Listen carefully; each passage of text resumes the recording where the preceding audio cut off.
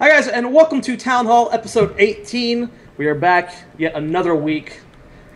We've got a full cast and crew and a guest this week. Let's go ahead and introduce him. Reddit moderator, tournament organizer, all-around badass. CyaSteve, what's up, man? How you doing? It's good to be here. Just chilling. Happy to talk about some fun stuff today. Hopefully it's a good show. Hopefully. Well, let's go on to our next host, Shentu. Kevin, we played some heroes this week. You raged at me in that Malfurion Tychus game, but that was your fault, not mine. Oh, well, hold on. It's never my fault. I'm always numero uno, alright? That's how I play all my games. I actually had a game today where I quadrupled somebody on my team's experience. I've never encountered that before. I was 20,000, they had 5,000 experience. That's impressive. And then they blamed me for losing the game. Well, gotta love Heroes of the Storm. It should have been 5 times instead. He was a little bit late, but he actually made it. We were excited. Mr. Omega Backmage, Corey, how you doing, man? Super scrambling. That's how I'm doing. Yeah, I just got a flight into Boston. Landed at like 8 o'clock, and I just zipped on down the highway because, of course, I wouldn't miss this show for anything in the world, right? Driving recklessly is never forgivable. Thanks, Sham Dad. Sham. So I'm here, Sham Dad. So I'm here, and I'm excited.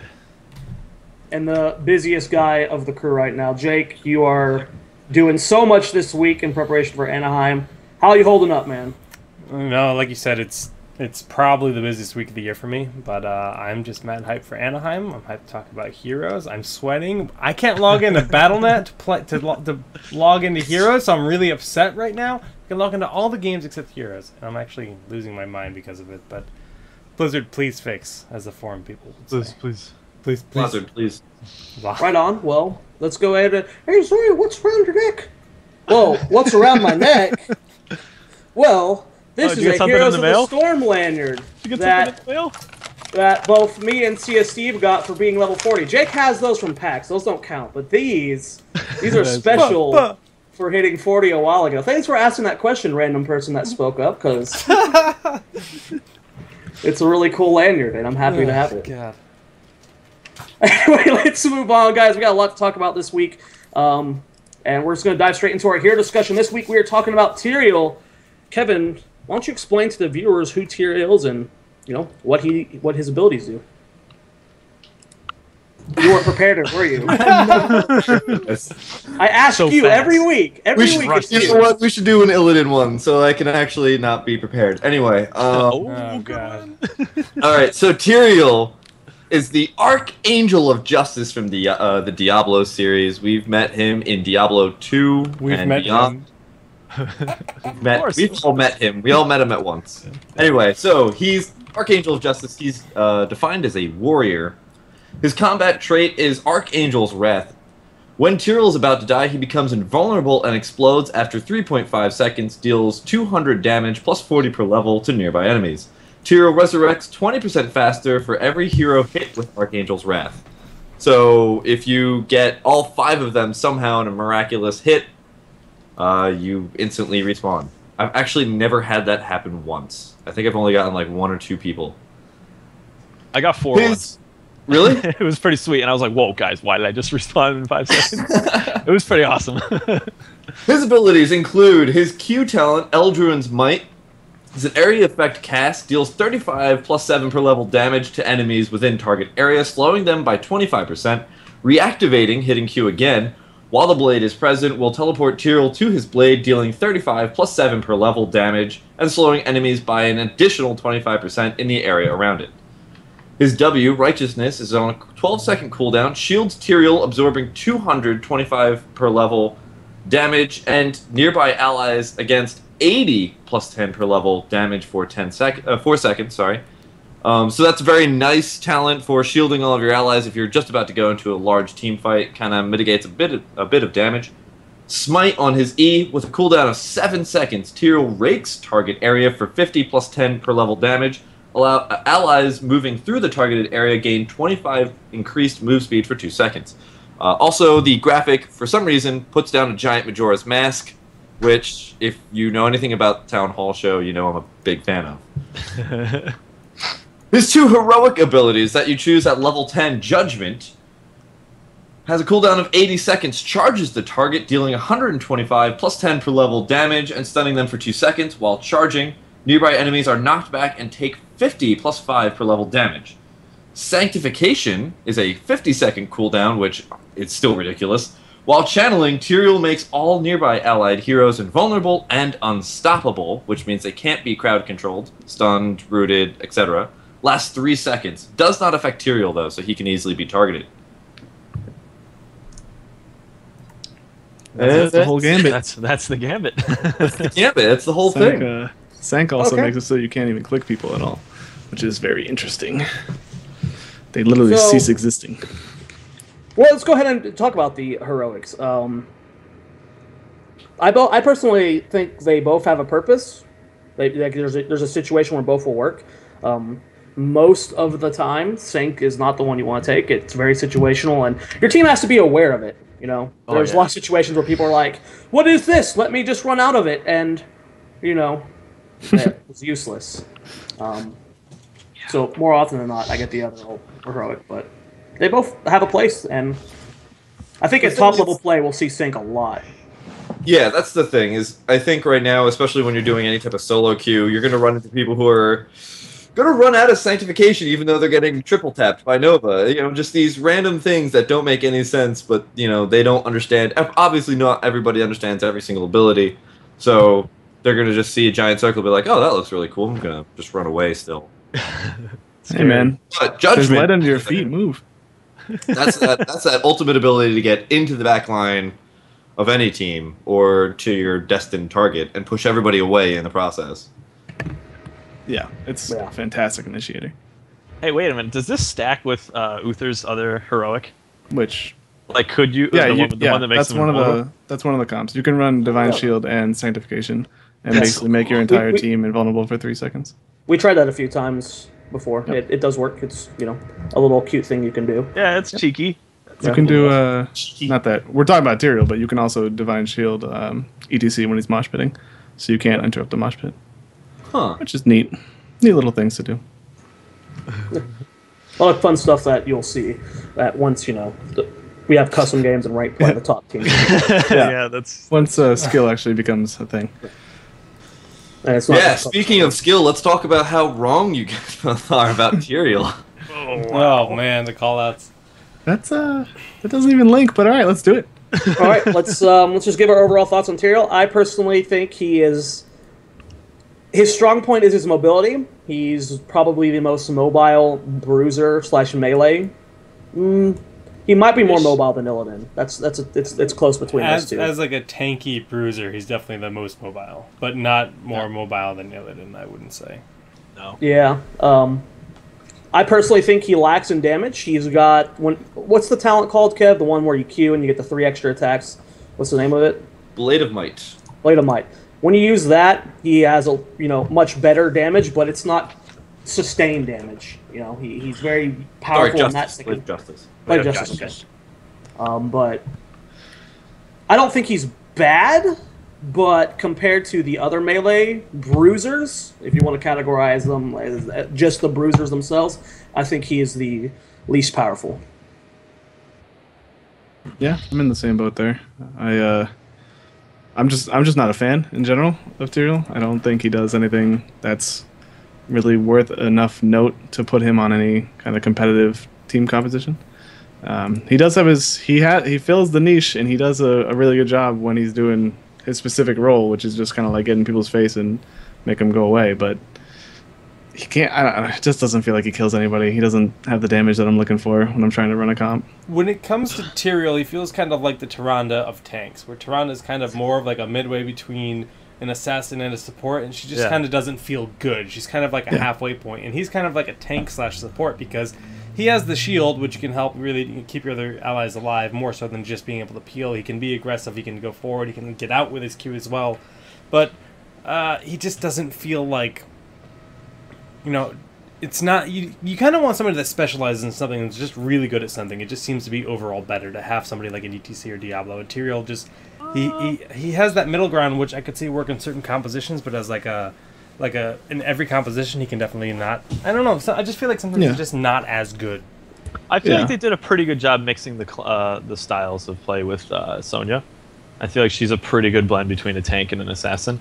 So they did a good job with her. But Tyrande being the support / assassin, and Tyrael being the support / tank, they need work. I don't know. They definitely need work. I think Tyrande's a lot better than people give her credit for, but that's besides the point. I don't think she's bad, but it's like they both feel like they just need like a little nudge, like in one direction, or maybe they need a little bit more talents that let them kind of pan out more defined as one of their roles, rather than feel like more of a middle ground. When you said he was between a tank and a support, did you mean like tank and support, or did you mean bruiser and support? Because I don't feel he's tanky at all. Like I don't. No, that's true. He's not particularly tanky, but that's the reason, because he has all these support abilities. But if I don't look at him and go like he's a Diablo, I look at him and go like he's supposed to be a barbarian. Right, definitely. Yeah. But at the same time, I mean, he is classified as a warrior, which are in theory kind of tanks. And you can definitely build him to have the extra shield and regen and stuff like that that make him kind of be able to sustain and go in and soak up the damage. He can soak up a decent amount of damage. Maybe not as much as Diablo or ETC, but he definitely can soak up more damage than somebody like Illidan, that's for sure. Yeah, I think the biggest thing that we see with Tyrael is that Blizzard's kind of trying to find their way of doing active mitigation. And, I mean, you see with Illidan, Illidan's really low health pool, but he has a lot of stuff that gives him active mitigation, but he's not really considered that good right now because it just feels awkward. And for me, that's kind of the same thing with Tyrael. Like, he's pretty good, but the way that he's designed with the active mitigation, like the way you have to put up his shield and you're really relying on that to really, like, stay on the front line, it feels not as strong as just having the raw health that some of the other tanks do. And so it I don't know, it takes away from the experience for me. And then you couple that with his he has more health than Sonya. Yeah, I don't even consider Sonya a tank though. Like she's bruiser / assassin to me. I think this, and I kind of assumed this was going to be like where we were going to go within this episode is Tyrael better than Sonya in terms of getting into the back line, being tanky enough to take the damage from assassins and take out those assassins. And I think that is Tyrael's #1 role right now, and I think that's the same for Sonya. Are we talking with ult or without ult? Are we talking like with judgment? Well, I mean, Sonya has a really hard time doing that anyway, but I mean, I'm able to do it before level 10 on Tyrael, because you have Q and you have E. Yeah. All right, go ahead, Jay. I don't really see Sonya as like the assassin. Like Tyrael is better at going in the back lines and taking down that demon hunter. What Sonya's best at is forcing someone out of a fight. You can't, like, versus a Tyrael, you can kind of run around in circles, like, he'll eventually kill you, but with Barb, if you stand there, Seismic Slam will kill you much quicker than Tyrael will. You have to run. So, like, if you go on a high-priority target as Sonya, like a Falstad or even like a Malfurion or something, they have to run. They have to get out of the fight. They have to kite you as best they can, and your team has, like, you don't have to peel a Tyrael. You don't have to go, oh, no, Tyrael's on our Demon Hunter, let's get him off this fast. But when Barbarian dives on your assassins or any squishy, like, you have to react instantly, or Barb will take them down much quicker. I run into quite the opposite, because any assassin that gets jumped on by a Barb, she gets one slam in, they start walking away. Because of Slam's casting animation, the 10% speed doesn't really help out that much. They can just start walking away and still auto-attacking. And then maybe if Barb lands the chain, then she's got 12 seconds before she can close the gap yet again.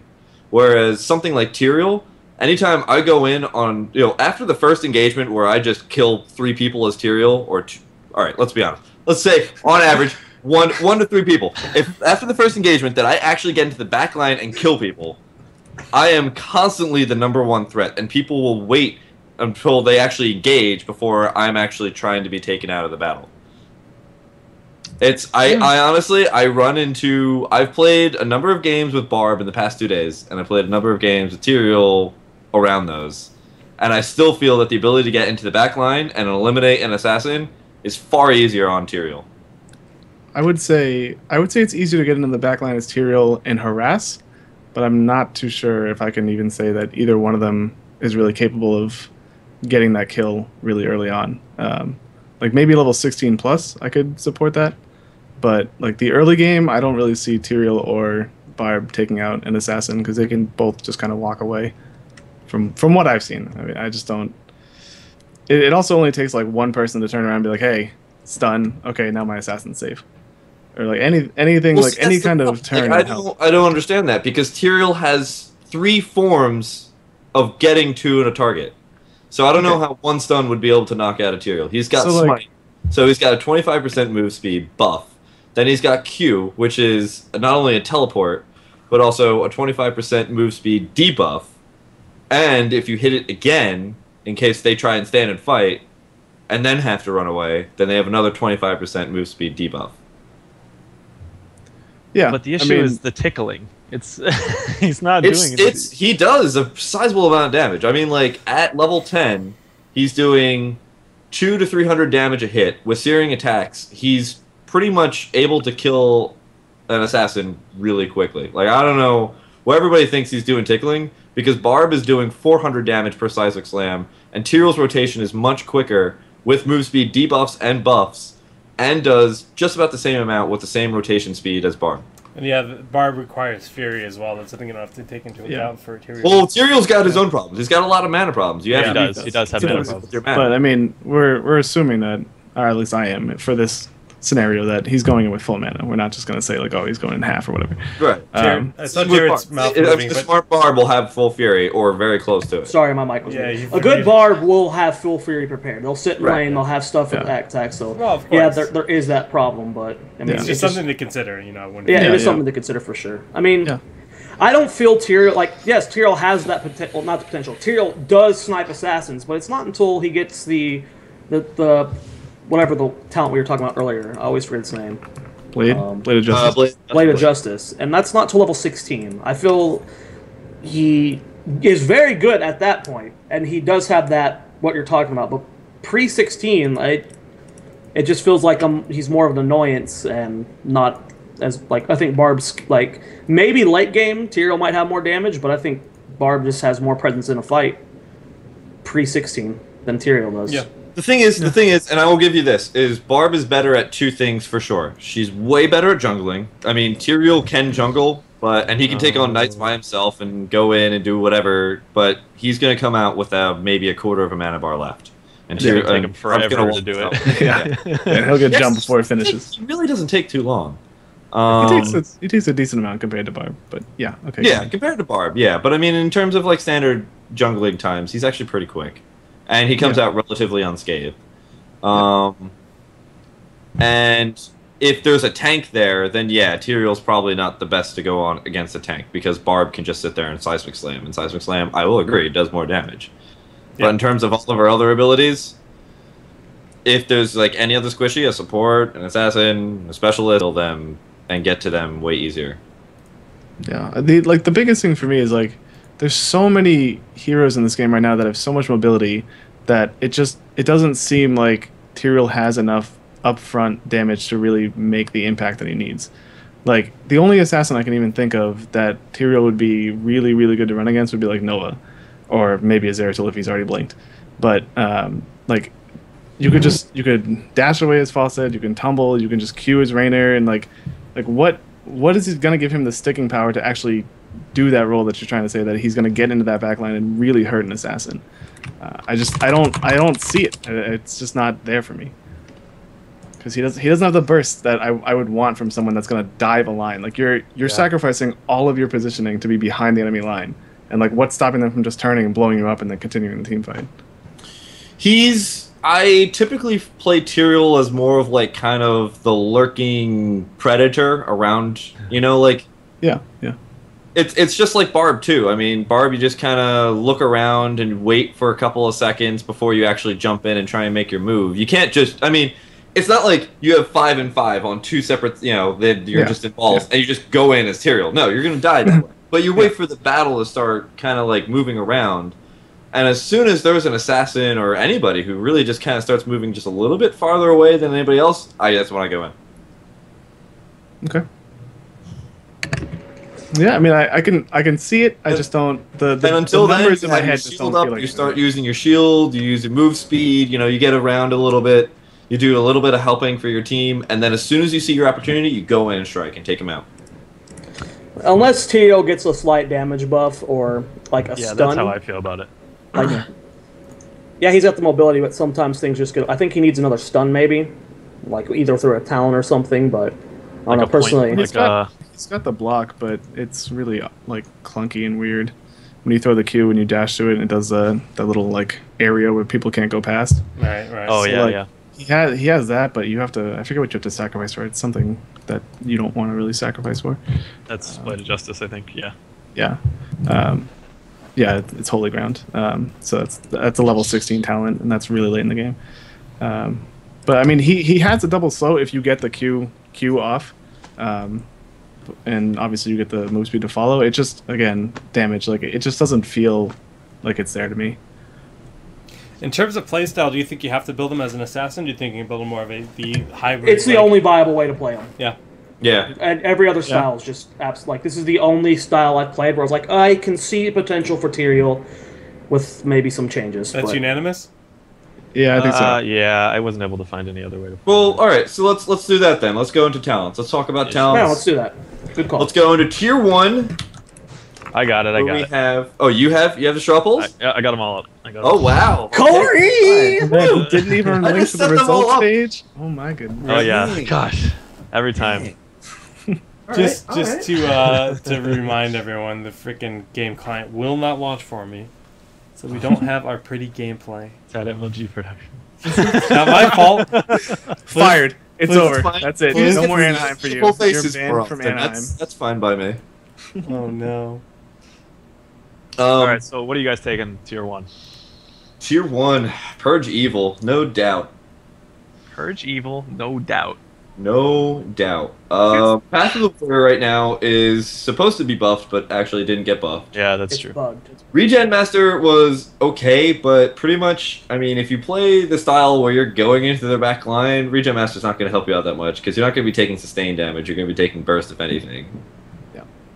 It kind of works with Angelic, but no. So here's the interesting thing is I did like a crap ton of math and found out that crap ton? reforging How much is a crap ton first? it's about Given in 400 thick little poop tons. units of Okay. squishy. Units of squishy. Expert verified. Oh, God. We need it in units of squishy. Units of squishy.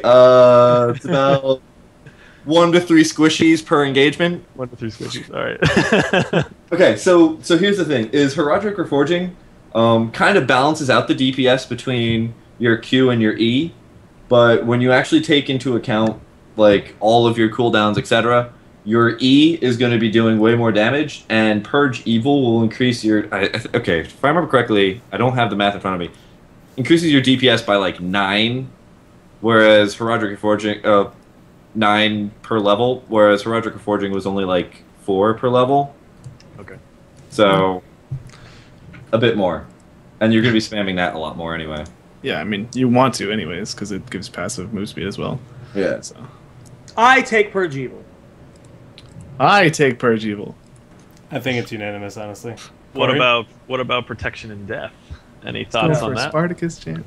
I hate, like, it's not something I can wrap my head around where, like, let's be useful when I die. Like, why do I have to die to do things? I mean, like that. I could see it being good because if, with his passive, there is that synergy there, but at the same time, like, I would never want to make a build around death. Like, Yeah, even but with like- Uther, people do that.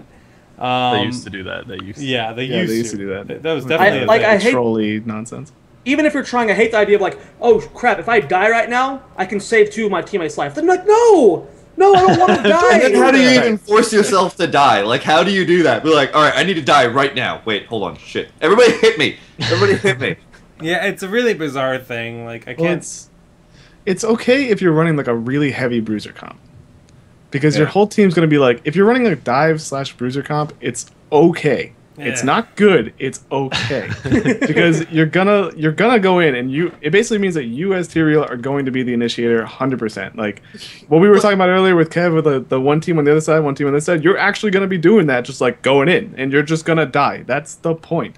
And you're gonna get the extra damage down, and you're gonna give basically if you can hit all four of your team, it basically gives 2 extra player health bars. That's a very, very poor math. For 5 seconds, yeah. For 5 seconds. For But 5 it basically, seconds. I mean, think about it. Like, that's a sizable shield. Like if you had like a Barb and I don't know, like a Kerrigan. Good lord, imagine a Kerrigan level 20 with like protection and death on her. She's literally never dying. Like there's nothing you can do about it for 5 seconds. For 5 seconds, but though. That's the that issue. 5 seconds gives her 5 seconds to build up her own shield, which doesn't go away. So it's just like it's a snowball thing. And also, level 1 talents in this game are built to last throughout the game. That's the whole purpose of it. Like they just scale infinitely through the game.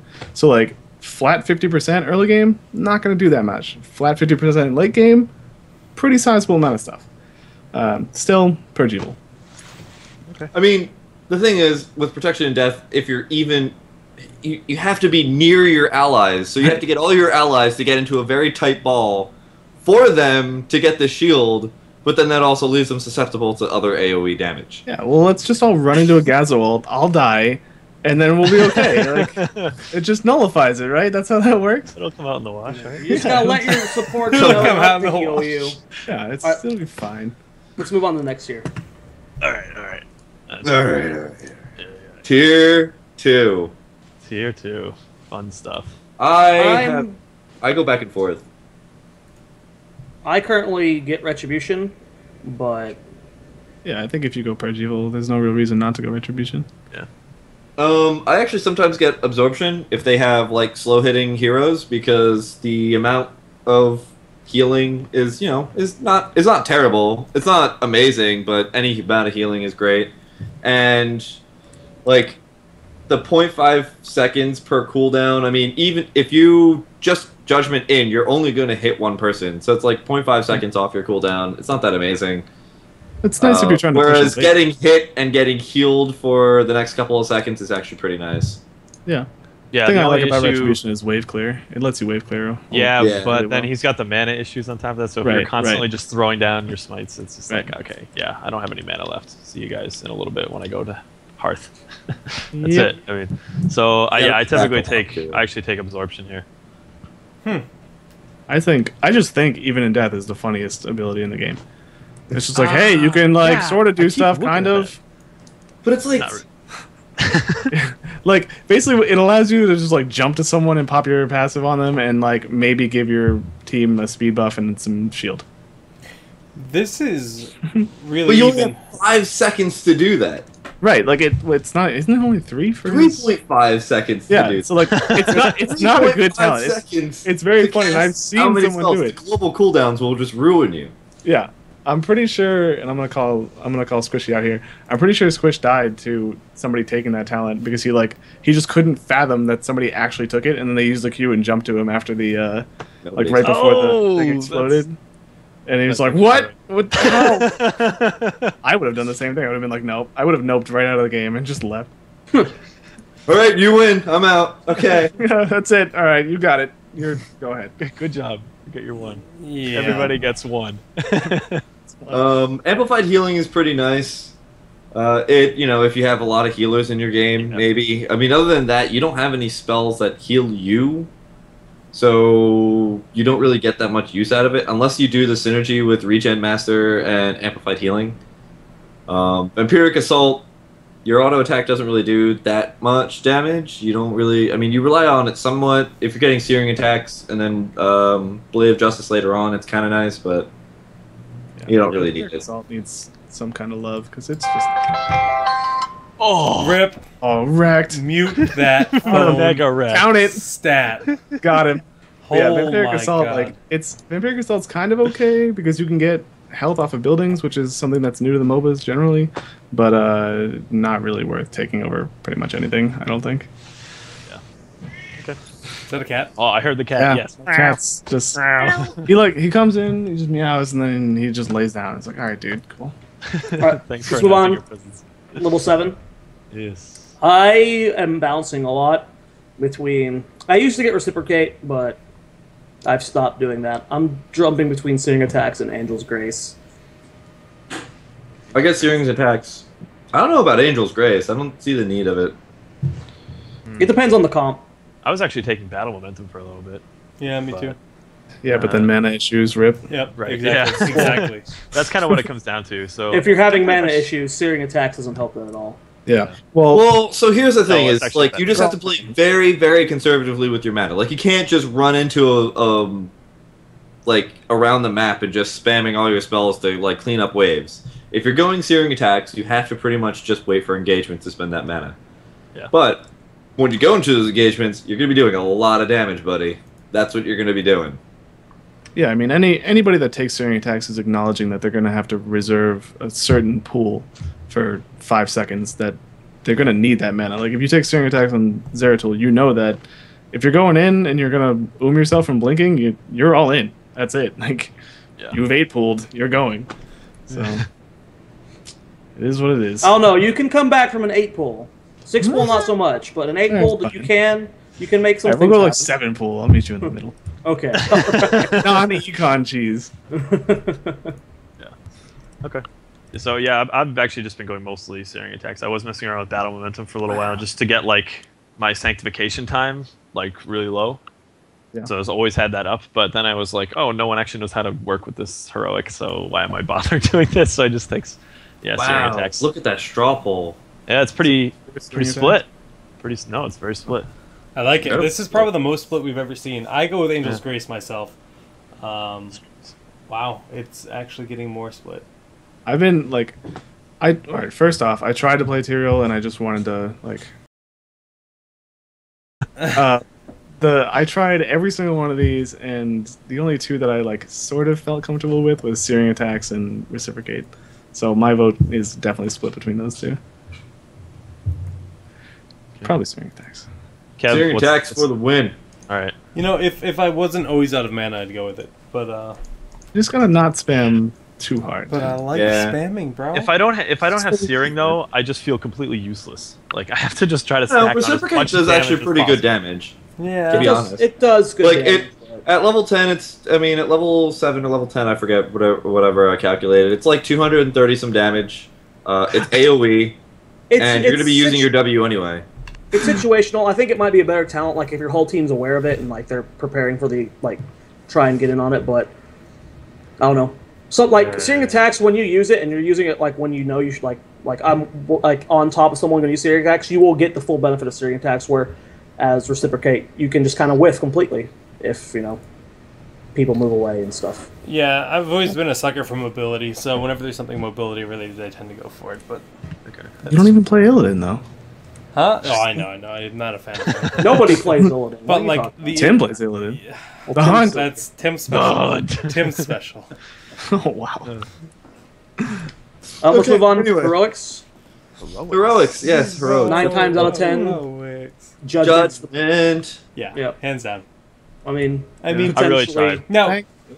Sank's just like the best counter play spell in the game, but like, how often are you actually going to get to do that? Sank's going to be always going to work. Sank's going to like if Wombo combo ever makes a rise again with like the Gazlo Wombo combo, that's going to be perfect for that.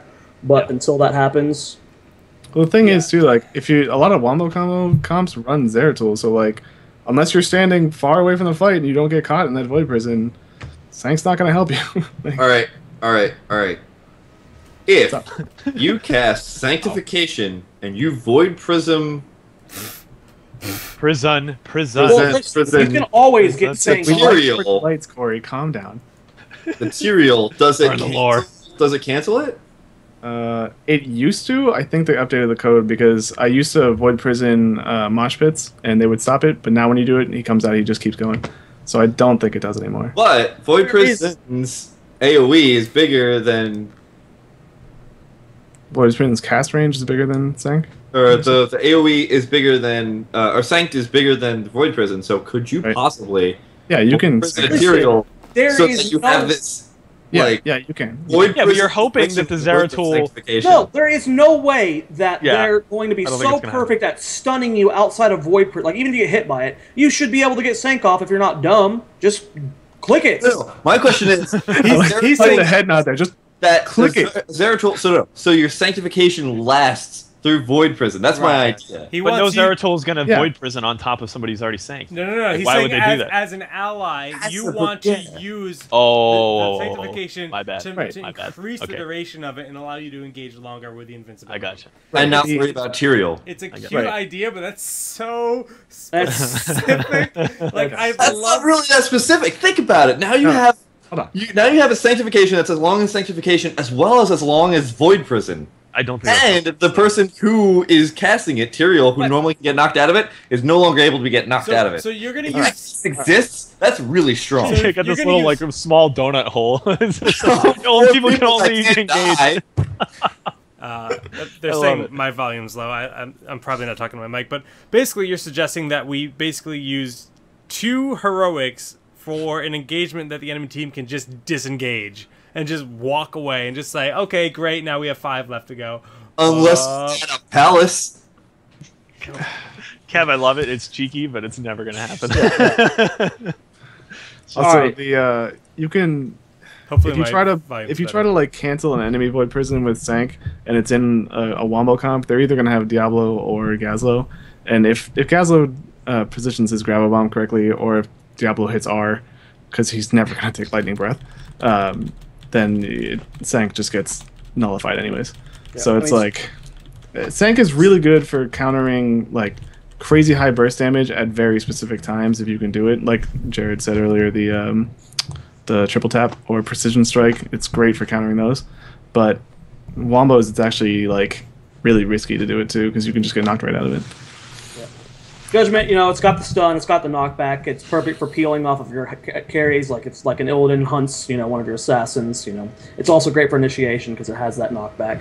9 times that, like 99% of the time, Judgment's going to be what you're going in the current meta and current, team's playstyles. Eventually, maybe there'll be a room for sanctification, but for now, most people go Judgment. Yep, it's real good. All right, let's move on. Level 13. Level 13. What do I take here? You have songs for there's each only tier now? one answer. There's only one answer for this. I know you're gonna Burning Rage, obviously. Without a doubt is what he's gonna say. Does anyone even take Burning Rage on any character? It's just so little damage. I've seen it. I saw 3 Burning Rages in the same game today on the same team. There was Uther, Kerrigan, and Diablo, I think. Now that'd be OP. 3 Burning Rages. You can be in the middle of that somehow, and they're gonna get tickled really slowly. For what it's worth, it was actually like not that bad because we had Nova and Zeratul on our team, so like there was no stealth initiation. They just walked around and they found everyone. Angelic Might. Yeah, Angelic Might. Angelic Might? No way. Man, so good. Opposing Will. Wait, seriously, Kev?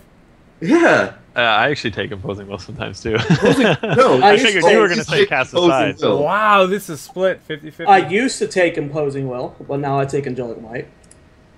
I guess if you're... His damage is already so weak, you gotta do everything you can to get up Crank that it up, DPS, man. bro. Crank it up. Dude, you're not going to hit like 4 people with a smite. You're going to hit like 1, maybe 2. I don't know how you play Tyrael. Really lucky.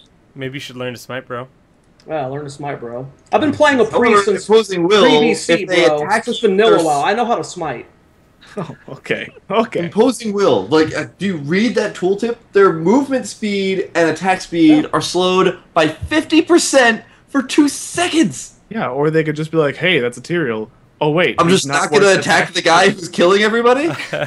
Who's killing? Well, what do you mean? You're not killing anybody without Angelic Might. Like, how do you... Damn. What? That's why. This is why I have a problem with Tyrael. Everything you build is like, oh, I don't have enough tankiness to be back there. Oh, I don't have enough damage to be back there. You're always trading off one of these 2 things, and you're just lacking in one of the 2 departments. It's just like, why am I playing? Doesn't have enough health. This character's like, what am I doing with my life? I should just. I'm so curious as to like what you guys do when Imposing Will is really good. Like there's no doubt that it's good. It's just like ridiculously good. But Angelic, I like it. I like it a lot.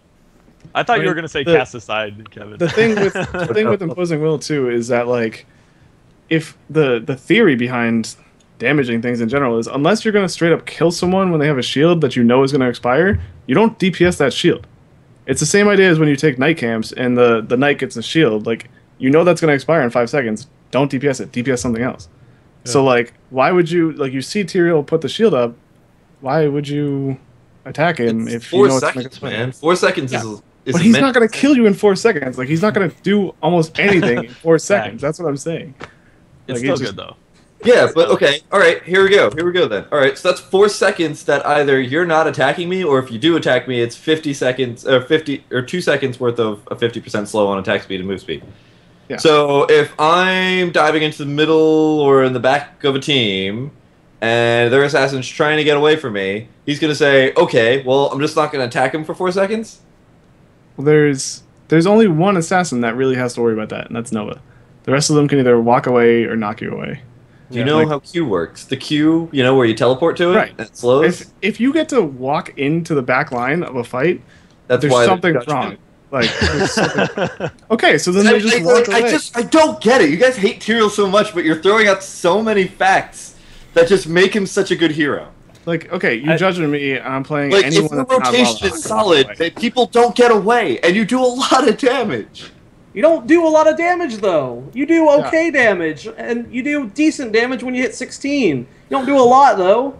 This is if their team is anything towards aware, they're going to be able to peel you off of them. Like, you use your judgment. Where's your team? And like, you think that Sonya's going to have a better case than Tyrael?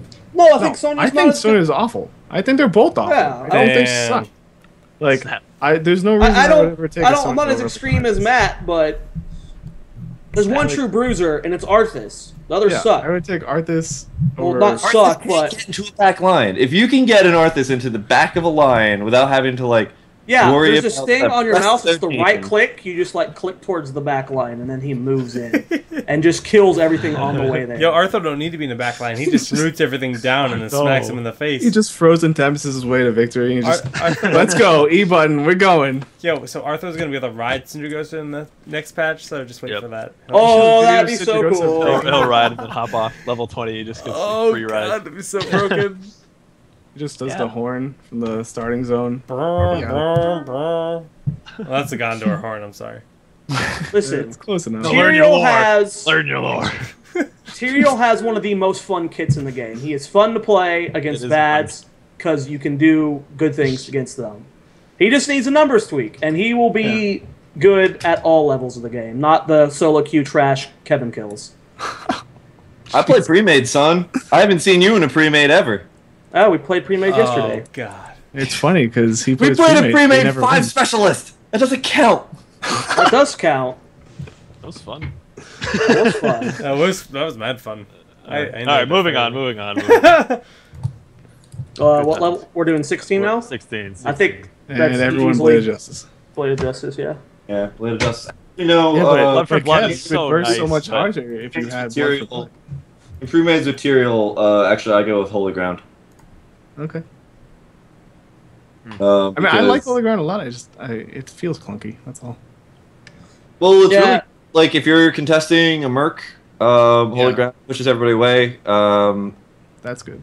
And like, you don't do as much damage. You can't get into the back line and do like. It's really only kind of like situational, like where there's a lot of Mercs and you're always contesting them. Is when I go for Holy Ground, or if I just feel like I need a little bit more displacement. But I feel like in pre-mades, I find that case to be more often. Like, people know when you're going for Mercs, so there's going to be a lot more contest over that. So Holy Ground has become a little bit more useful in those. But yeah, if I'm just, solo queuing or, I need, more damage for whatever case, then I go for Blade of Justice. For all of those intents and purposes, I go for Blade of Justice. I'll have to try out Holy Ground a bit more. I tried it out once and was like, well, this is kind of weird. And if you're the only tank in your team, then you go for Salvation, because it's ridiculous. Yeah. Well, Don't be the only tank playing Tyrael, please. Exactly. But if you're solo queuing and your team's dying and they're like, I need a lot of tank, then you're like, all right, I got this. Salvation. Bam, you're the tank. I need a lot of man. Is it really that big of a deal? It's good. Yeah, if you're standing around, you get his shield. a buff of 125% to your shield. So you can just kind of do whatever the heck you want because it's easy. You can tank all the damage. Yeah, but I don't. Especially like if you judgment the team follows, you just press W and now you just can't die. I just never feel that Tyrael with the play style. You're stacked on your like. He's not a tank. Like you're never like the focus of a fight. You're never. Yeah. Like, and when you're playing this style that we're talking about, you're never on top of your team. You're in the back line, like Kevin keeps saying. If you are the guy who has to tank, like if the random comp works its way out so that you are the guy who has to tank, then this works for that in that particular situation. But yeah, but how would you go about doing that? Right. I don't know. I don't know how you go about playing that style. I mean, there's too many factors to really. We could talk about that all night. Like, there's so many factors that would go into choosing that talent. All right, let's move to level 20 then. Level 20. I mean, I've been riding the Resurgence hype train for a long time now. You have to. But Resurgence is Angel of Justice. The reduced cooldown on it is so good. 30 seconds is huge. It's Angel 50 Justice seconds. plus so it reduces the cooldown by 30. Oh, okay. I was about to say, yeah. Yeah. But yeah, Angel of Justice is what I go for the, like 90% of the time. If I run into the situation where like I'm dying a lot, then I go for Resurgence. But Angel of Justice, it just makes eliminating at least one assassin pretty much 100% chance. Yeah, it also lets you initiate, but from like insane distances. Yeah, that'd be. I mean, that's like tailor made for you, Kev. Like you like to skirt the outside of the battle until you feel it's time to go in. You can basically you do that from like anything. Yeah. Kev, do you like skirt steak? Skirt steak? Yeah. Do you like skirt steak? Yeah. This is the most random non sequitur ever. Why are we talking about skirt steak? Because you like to skirt around the battlefields, bro. You skirt around like Tyrael, and then you queue in. You go skirt steak, and you queue in, and you're in. What? That? So far, such a stretch. I love it. So once they put macros in the game, you just have to have that spammed every time. Skirt steak. Yeah, Tim will have the hunt on every character. You get skirt steak. Well, I guess with that, we're going to go to a commercial break, guys. Thanks, everyone, for tuning in. We'll be back in a few minutes. If you have any questions for CyaSteve or the rest of us, go to that thread right there. Post your comments there. We'll be answering them at the end of the show. When we get back, we have Kubi's questions, as well as talking about compositions in the game. We'll see you guys after a few minutes. Stay tuned.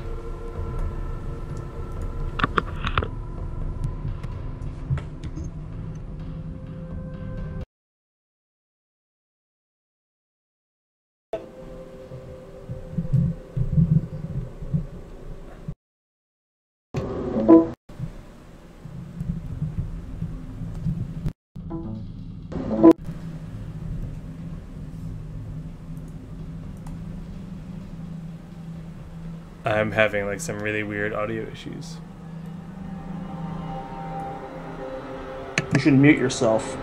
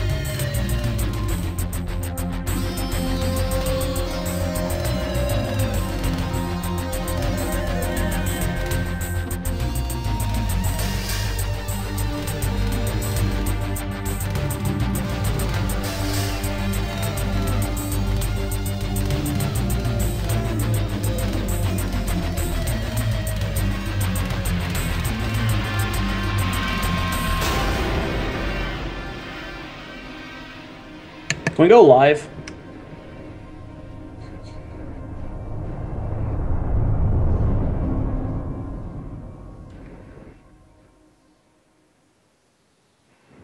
I would appreciate that.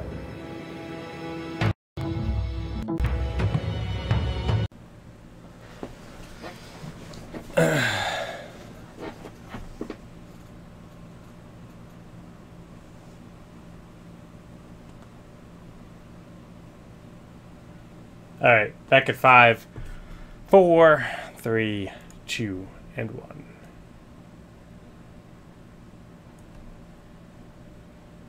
Episode 18. Yeah, let's just dive. Corey, you ready, man? Corey? What? What do you mean? I'm always ready. All right, let's do it. Guys, it's time for our... Whoa. Yeah, some weird's going on. Now, I just want to take a second to say that I'm having some really weird audio issues with my headset. Hopefully, if you guys can just tell me like if it sounds normal, because my audio in my headphones sound really weird. And XSplit was being really weird too. It would mute my sound, but not my mic. I'm not sure what's going on, and I apologize for that. But something's weird. Hopefully, it sounds okay right now. So your audio issues have evolved. I never have audio issues anymore. Those were like the first few episodes. Audio to video. Yeah, your video issues are like taking over the world. I see what you're saying. Yo, is there an Abathur in this podcast? Is he evolving Jake's issues? Yeah, he's just working at him. Evolution complete. All right. The struggle is real. All right, let's do it, guys. Coobies. Wait, Jake, are you ready? Yeah, do we have the thing? Coobies questions. Oh, excellent. All right, so I need you guys to bear with me here. I had to do this on the plane. All right, so I didn't have really a chance to like map out what silly responses you guys might give me and how I will record those. Sorry, guys. I didn't get what else were you doing on the plane? Like, what else? I was contemplating what kind of questions I can ask you guys, right? But usually when I do this, I sit down with like a piece of paper. I'm like, okay, here's this question. How might they respond to this? And then like I come up with like a little tree of things that they might say, no matter how silly, especially Kevin's responses. What? Anyway, it's skirt's sake, yeah, right. So today I was thinking, Illidan, he's kind of bad. Why is Illidan kind of bad, right? Because he's like, I want to kill this one guy, and I'm just going to do a lot of that. But he has no like adding to the team to anything other than killing people that are out of position. And what makes Zeratul really good? Like, what is the one thing about Zeratul that's really good? The answer to that, of course, is Void Prison, right? That's like the thing that sets up a bunch of stuff. And he's got the slow too. That's kind of nice. But so, is there any place in this game right now for people that have no either AOE or really good utility spells? I would like to lead this by saying I don't think Illidan's bad. I think he has very specific situations where he's good. You have to build a comp around him, but he is very good in those specific comps. He's not as good as before. By saying he's wrong. Oh, man. I'd like to second CyaSteve's opinion that Zoya is wrong. I really don't like Illidan. Oh no, I've played a few games where I'm focusing on peeling for Idra when he's on Illidan, and he just wreck face. He's got the highest kills in the game. He's able to take down lots of heroes. You have to play towards Illidan. He's 90%, 95% of the bad. Illidan's trash now. I'm gonna say he's freaking horrible in most situations. But when you cater to the Illidan, he has potential. So overall, when you say cater, you mean hold his hand. Not hold his hand. Just build a team. There are other heroes. Nova, 95% of the time, is bad. Yeah. Wrong. No, she's terrible hero. If I would link the Terminator clip to you where he just says wrong and shoots you with the shotgun. Like, wrong. Nova is not. If we do a Nova episode, so good. If we do a Nova episode in the near future, we'll have you back on, Matt, because I know that you played a lot of Nova, so I would love to have you on to discuss it. I've played like 80 games with her in the past. I know that you play a lot of Nova, so it would be a good discussion. All right. Okay, but that said, why is Illidan bad? Let me rephrase to, I'm referring to pre-made versus pre-made situations. Not like I'm CyaSteve pub stomping nerds on Nova. I'm talking about like a good team versus a good team. Jared, we're done talking about Nova. Let it go. Just let it go for now. Let it go. It's frozen in the past. Let's move on. Okay. Rip. All right. I think the biggest issue with Illidan is also the biggest issue with Murky and a couple of other heroes is that they pretty much get demolished by one talent that many, many, many heroes share. Oh, shut up about Mule. No. I wasn't going on about Illidan. How would Mule fix Illidan or get rid of the problem of Illidan? Come on, Jake. How would that happen? I just always expected to talk about Mule. Well, you're right. Mule does destroy Illidan. No, I'm kidding. I was like, where is he going with this? How is he going to work? Straight Gray completely obliterates any usefulness that Illidan has. Whereas somebody like Zeratul, now if you have Void Prison, even though Zeratul has been shrink rayed, he still has use in the team fight. He can still take out 2 to 3 people for a duration, etc. Yeah. Whereas Illidan really depends on his damage, his DPS, his sustained DPS, which, especially in the healing meta, or, well, not healing meta, but the heal-heavy atmosphere of Heroes of the Storm, it becomes very difficult to to not burst somebody down. The sustained damage doesn't really work out so well because cooldowns for heals are pretty short. Mm-hmm. So I find that with Shrink Ray, Illidan is pretty much just immediately demolished, and he's not that useful. Thoughts? That's how I look at it. I mean, that can be said about a lot of heroes, though. That Shrink Ray can shut something down for a few seconds. I mean, that's what it's designed to do. It's one of the most powerful talents in the game. Most people have some utility outside of just their sustained damage, though. And You're like right. Illidan's the only hero that I look at where I'm just like, all this guy has is the ability to chase people that are out of position and just to sustain somebody, like out DPS them, but just that one person. Yeah, I mean, Shrink Ray does wreck that, but everybody else that's like in the assassin tier, like even Kerrigan can tank. Well, I mean, no, she can tank. She can pull, and she's got stuns. She has like a whole bunch of other stuff in her kit that even if she does get shrink raid, one, she just took a shrink raid for the team that maybe the other assassin is now happy is not shrink raid, and then she has all this other utility on top of that. That makes Kerrigan good because she has all of this other stuff. Like she's very well rounded in that sense. If you look at other MOBAs and other games, there are heroes that are like you can't make every hero perfect for every situation. Sometimes heroes have to be catered to some things.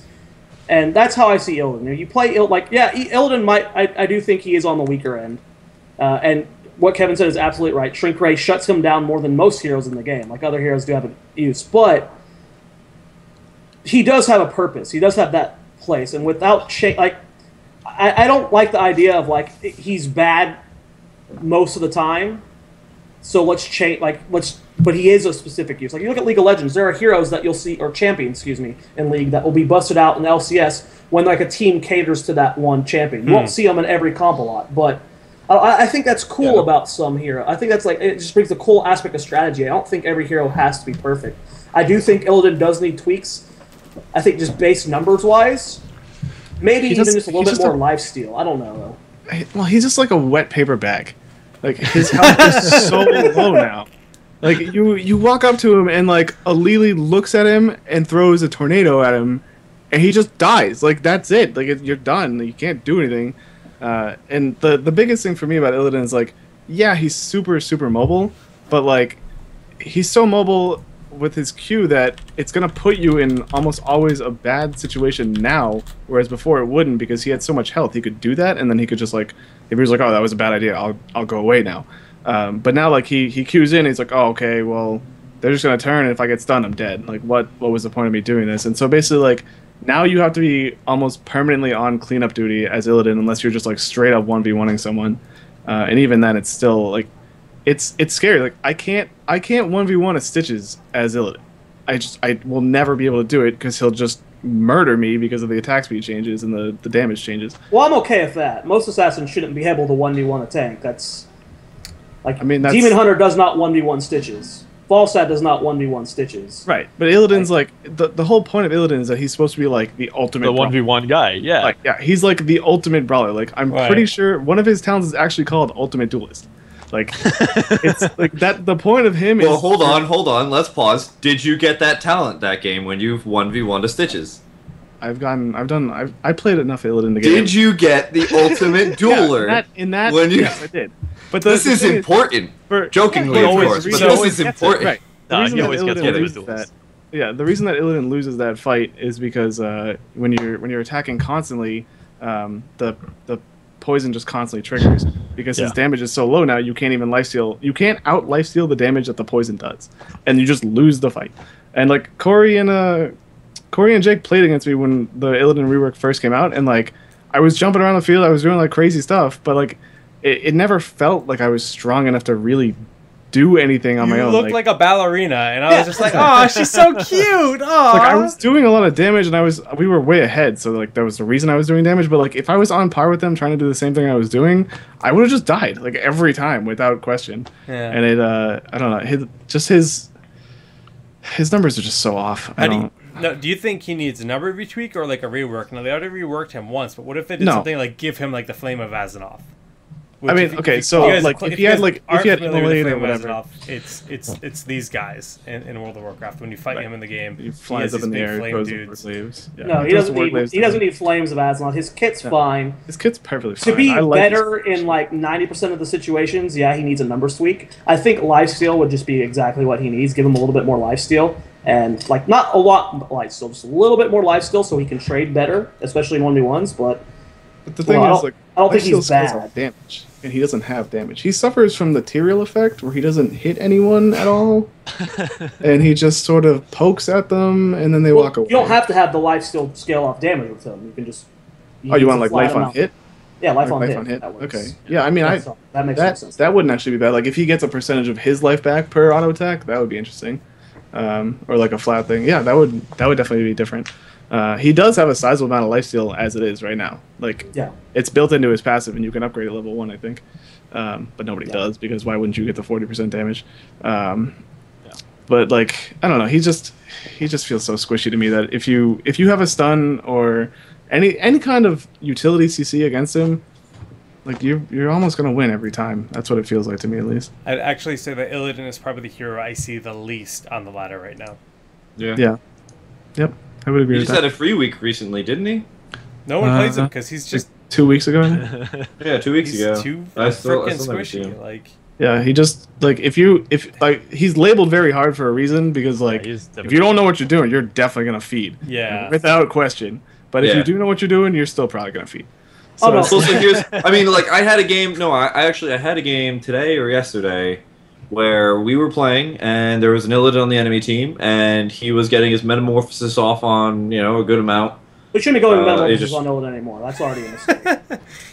Yeah, I agree. I agree the hunt is probably better nowadays. But anyway, he was metamorphosing and going in, and and our Lily was using Shrink Ray, or one of our supports, I don't remember who it was using Shrink Ray before he was metamorphosing, and we were losing the fights, and then Metamorphosis came in, we'd lose. And then I was like, just wait until he metamorphoses, then use Shrink Ray. Lily goes, oh yeah, that makes sense. And then next fight, comes in, metamorphoses, Shrink Rays, dies. We at that point, it was not a problem.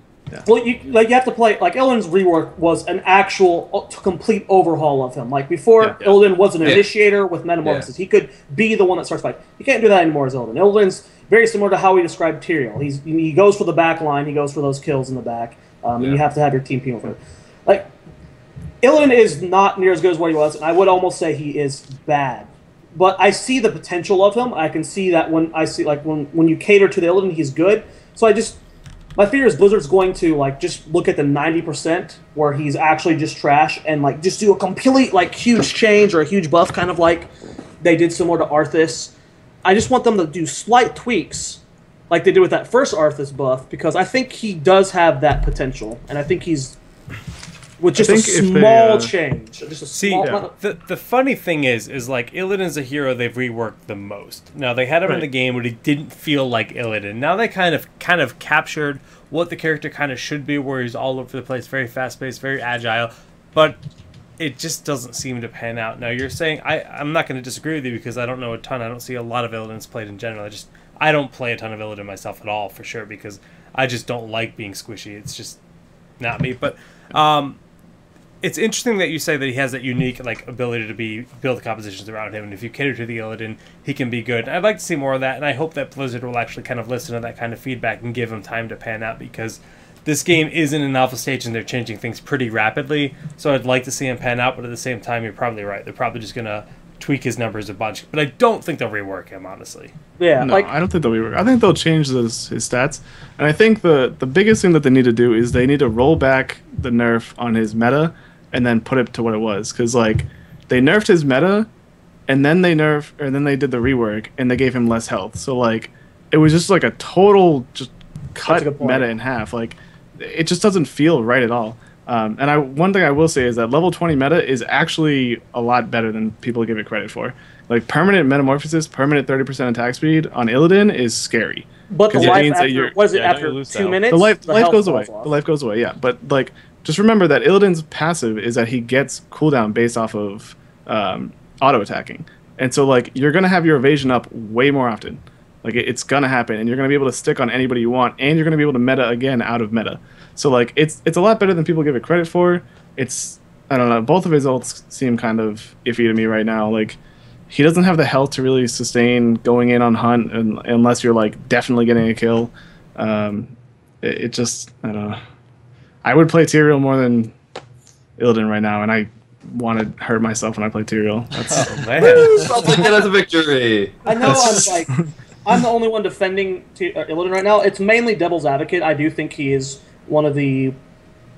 I hate saying the word worst, but he's definitely. He's in the lower tiers. He's in the lower tiers. Yeah. I see that like when I cater to the Illidan and I play with like Trickslayer or Idra on Illidan, and like we're like trying to do what he's designed for, I can see the potential there. I'm just worried that they're going to go the wrong way with him. He is definitely in the lower tiers, but he does have potential, and I just hope. I mean, Blizzard hasn't done anything that's like, oh, you completely screwed up with heroes. They're doing a really good job of balancing and like. Except that they put Murky in, and they haven't changed Kerrigan. Oh god! But those two things are just soft. Why would you? Kerrigan is the that we'll go on. Anyway. I'm just gonna say we said this once before on the show. We said that Kerrigan is the perfect point to balance the rest of the heroes around. That's not what you do in these games, though. You can't balance around one hero. That's an awful design strategy. I think she's now they have really 3 heroes that are Kerrigan target. So you can bounce around all 3 of them. What, Lily? No, Malfurion, Kerrigan, and Arthas. So potentially Falstad. Falstad's like always floating very between, good. Always floating between God tier and Lily's too good right now, but we're not talking about that. Well, that's the girl. All right.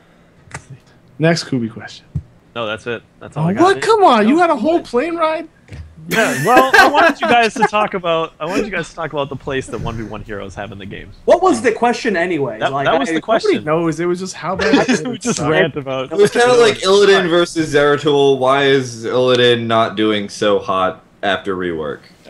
I mean, I didn't actually want to tailor it to just Illidan. Like Illidan is a great example of the question, like because Illidan is basically a 1v1 hero, and really it kind of looks like there's no place for a 1v1 hero in this game. Why is that? What can we do to fix that? Should that type of hero even exist? Like, how do you guys feel about that? I mean, okay, so just with this readdressed, basically right now the maps are so small and the maps are so incredibly objective dependent that could change. Now, I agree that 1v1 heroes definitely don't strive in this kind of situation because team fighting is so important and being at the map objectives is so important. And if you're Illidan, you dive in on Cursed Hollow, you dive in for the chest. If everybody's at the top chest in Blackheart's Bay, you're gonna melt. That's certain. And you do have to kind of be the skirt stake and be skittering around trying to skirt stake like one of their assassins. But so distracted by his own joke.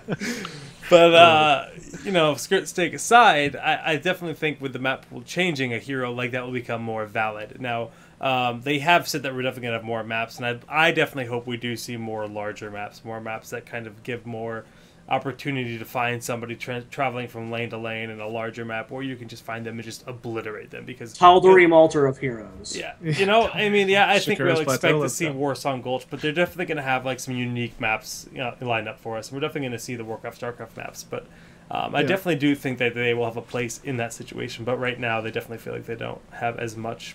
Well, to be honest, I think Illidan's really the only 1v1 like hero in game right now. I mean, you could also say that a guy like Zeratul Nova would do better. No one plays Zeratul Assassin anymore. Everyone plays Zeratul for the Void Prism and go initiation.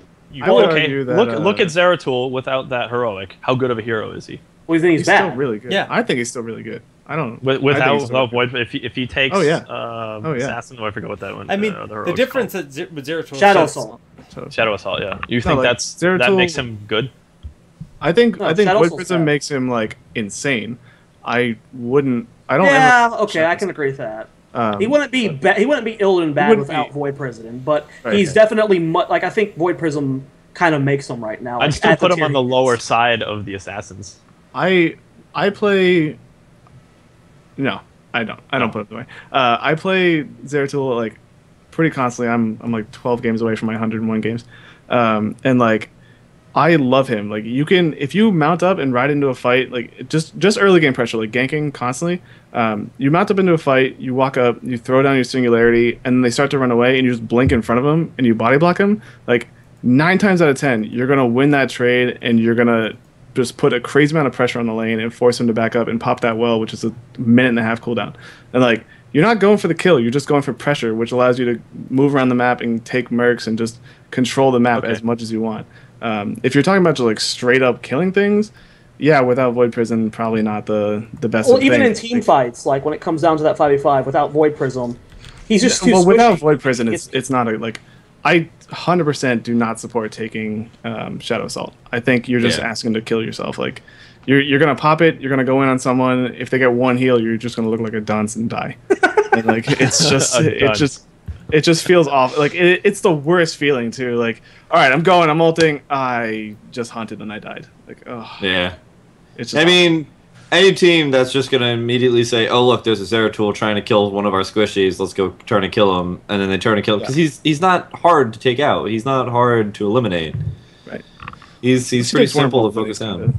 Yeah. So, I mean, you have to be like a master of positioning to get Zeratul to even do remotely good damage on any team that's even remotely coordinated, unless you have Void Prison. Yeah. Well, so how do we feel about that? Like, is that I like the way Zeratul works. I like the way it works. Here's the thing. Heroes of the Storm is a team fighting game. That's why I like it. I like it because it's constant team fights, and I love that. And I think team fights are the exciting things about games like League of Legends, about Dota. The 1v1s, the objectives and everything, those are okay. And sometimes, seeing those 1v1s, it's great to be like, oh man, X Special totally like came out of nowhere and saved somebody, or Faker just totally just killed 1v2, like 1v2, and just like you see the single person skill. You're still going to see that in Heroes, but the team fight is really what's really exciting. And even when we got those 3 or 4 videos to remotely cast where you're focusing on those team fights, right. It just was way more exciting than any other MOBA, and I think they should focus on things that are team fight oriented. Yeah, there are things like split pushing, etc., Murky, Zagara, whatever, what have you. But for the most part, we're going to be focusing on those team fights. Those heroes that are split pushing, etc., not supposed to be with the team. They are the scatter points. They are not going to be the normal, and that's why we should be focusing on these team fight type heroes. You should be focused on the team fight heroes, but the diversity is good. It can add so much to the meta, and right. All right. Oh my god, yes, perfect segue. Okay, I've been waiting to jump in. I'm going to piggyback off what Jake said earlier, and it's going to get really meta really quick, so apologies in advance. Prepare. So it's going to piggyback off of what Jake said earlier and what Zoya said as well. So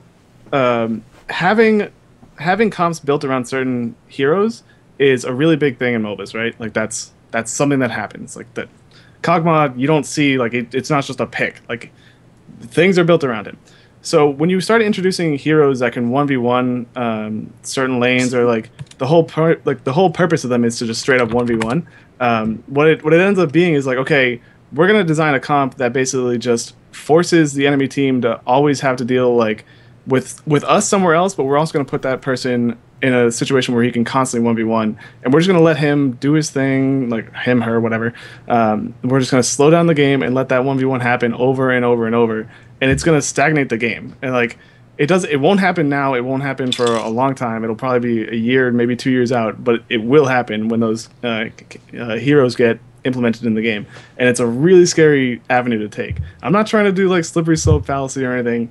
I'm just talking about like pretty much purely empirical evidence. Like you see games now with hardcore 1v1 heroes, and you have them stuck in lanes that are very far away from team fights, and they just pressure the hell out of whatever lane they're in, and it gets really scary really fast, but the game speed slows down so that they can do that, and it allows the enemy team to kind of control the pace when they have that 1v1 hero. And it's I don't want that to happen to heroes, because I like the way it works. There's so much action, there's so much team fighting, there's so much like just everybody has something to bring to a team fight that I love it, with the exception of a couple of things, obviously.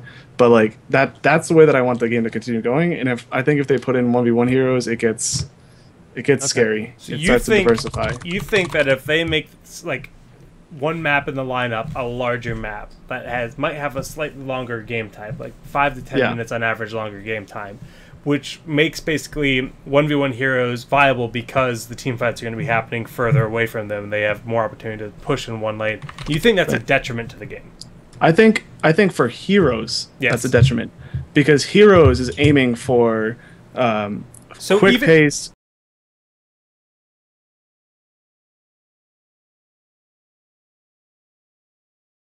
Found a way to make it so you're not just farming? What if they found a way that gives you an incentive to be in multiple places at once? What if the map objective actually rewards you for controlling multiple lanes? What if it's like a Wrathy Basin and you want to control multiple things, and you gain some kind of resource as a that's just like a completely different situation. Like, so, of course, but in a situation like that, if you had an Wrathy Basin map where by controlling multiple territories you gain resources, and the first team to get a resource gets some kind of crazy bonus, you know, it's kind of like an idea with Haunted Mines. It's kind of like the idea of Dragonshire, where you have to control multiple things, but instead you're gaining a resource. Let's say that's a scenario. Okay. Then you want to have 1v1 heroes, because then you can put 4 guys to one lane, guarantee you have that. Say there's 3 points, and by having that 1v1 hero that can roam around and then just secure if they're trying to leave one person to defend one territory. I mean, I think that would be really cool. I think that'd be a really, really fun scenario. I think that would really mix up the meta in esports. Some teams would really excel in a game type like that, where other teams, like, you'd have to have somebody that really excels at playing the 1v1 hero. And when you talk about a best of 3 or a best of 5 in an esports scenario, you want to see the different game types. I mean, FPS, you have like capture the flag, you have all the different game types, and I really like that things, because certain teams, like, really, they just kind of, you know, we're really good at search and destroy. And it'd be really cool to see, like, something where you have to have those 1v1 heroes that really excel in that game type. I think that'd just be such a cool layer to add on to the esports aspect of heroes, which gives that multiple map diversity in the game so much, like, uniqueness that other MOBAs don't have. Yeah, I mean, it's definitely there. The options are there. I just, for the current iteration and for the future ones, if we stay with this type of iteration, I just don't want to see that. What you said is perfectly valid, and I completely agree. I'm just talking about what we have right now, and I hope that it goes in the way that you were talking. Blizzard's never going to focus on the 1v1 heroes, but there's going to be them thrown in. Like, that's just, they're so creative and diverse with each. Like, you can't compare any hero to another hero and be like, they're basically the same thing. Every hero is completely different. Like, eventually you're going to have 1v1 heroes, but they're never going to focus on it. But it's definitely cool to have them in game. And so you guys, I'm getting the general feeling that you guys feel that 1v1 heroes, strict 1v1 heroes, shouldn't be in the game right now, and that I disagree with that. No, they shouldn't not be in the game, but they shouldn't be the focus of the game. Right, and which they should be, as I said before, as I said before, they are the scatter points. There's, the normal trend of heroes and how they're built and what type of things that they focus on. And then, there's going to be these different unique guys who are going to be doing something that's a little, that's off-key, that's not normal. Yeah, and that's what these... it's not like they're... Right. That's their obvious goal right now, from everything we've seen. And the last thing I want to say about the whole thing is that it doesn't matter what game devs do in general, where they say, like, okay, we're going to design these heroes and it's going to work this way. It's always what the community decides to do. Right. Like, of course. The community obviously determines the meta. And so, like, even if Blizzard puts in a hero that they're like, oh, this will be like I don't want to use this, but I'm going to. Like Murky. Murky's designed to, like, push constantly, but I guarantee that at some point someone's going to be like, you know what? We're going to design this, like, Season 3 .doc stuff. They're like, okay, we're going to run, like, Void Prison and Apocalypse. And then we're also going to run Murky with March. And we're just going to take team fights and just go. And, like, they won't be able to get out of March. They'll take a ton of damage. And then when they're finally able to move, they won't be able to move because they can't move. They have so many little Murkies on them that they're going to die. Like, that's the type of stuff that people will be able to shift through as we go through the game. And it's those types of things that scare me and intrigue me about the MOBA community. It's like, I love that stuff, but at the same time, it's like, okay, you designed this hero to be 1v1, and now it's changing everything. It's things like that. I don't know. We'll see. We'll see how it goes. I mean, the game's going to shift so much throughout the course of the meta as they implement new characters and the maps change, and they just completely balance it and tweak it, or try to balance it, rather. But yeah, it's just the inevitable, really. Yep. All right, well, that kind of fits into, we were trying to talk about team composition, so let's go into my next topic, which is, I'm usurping here. I'm just taking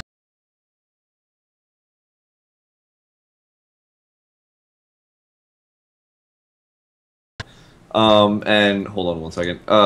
So what I want to talk about is in solo queue or even duo or triple queue, you'll typically be running into some weird compositions where you're not going to have all of the heroes that you probably want to have. Like, I've run into compositions on my team where it's 2 tanks and 3 specialists, or 4 assassins and 1 tank, etc.